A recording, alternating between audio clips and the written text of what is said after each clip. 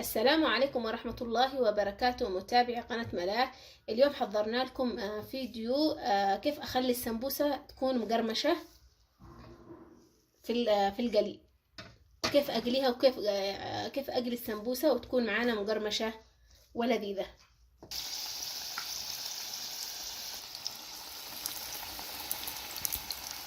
طبعا هنا يكون معانا زيت غزير، ويكون معانا النار عالية عليه، وما نحط السمبوسة إلا لما يكون معانا الزيت مغلي وحار جدا، لأنه إذا ما كانش حار ما طلعش معانا مقرمشة، وفي نفس الوقت يكون قليها ونضوجها يحتاج لوقت أكثر.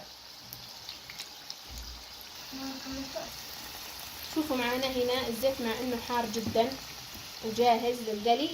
السمبوسة ما أخذت معانا وقت، اقتلت معانا بسرعة وبدأت تنضج من أسفل.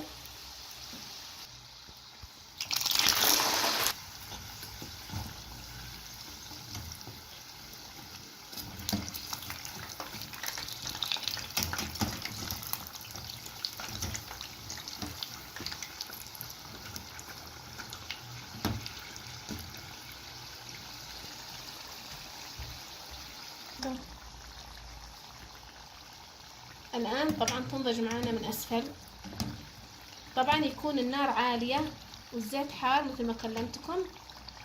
وبعدها أبدأ أخفض درجة حرارة النار، ما تكونش عالية طول الوقت حتى ما تنحرق معانا السمبوسة.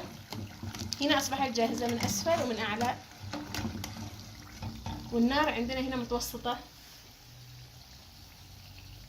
بعد أن وضعنا السمبوسة وبدأت تقتلي معانا،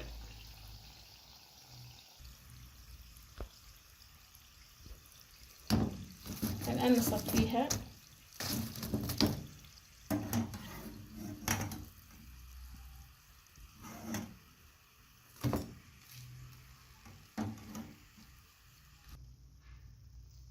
بعد أن صفيناها من الزيت وضعناها في هذا السبت، نتركها الآن معرضة شوية للجو الهواء حتى تكون معنا مقرمشة. يعني ما تغطيها، لأنها لو غطيناها بترطب معنا أو كيسناها مثلا. نتركها كذا معرضة في الجو شوية لما تبرد معنا، فتظل طول الوقت مقرمشة. حتى لو بردت معنا السمبوسة تكون مقرمشة.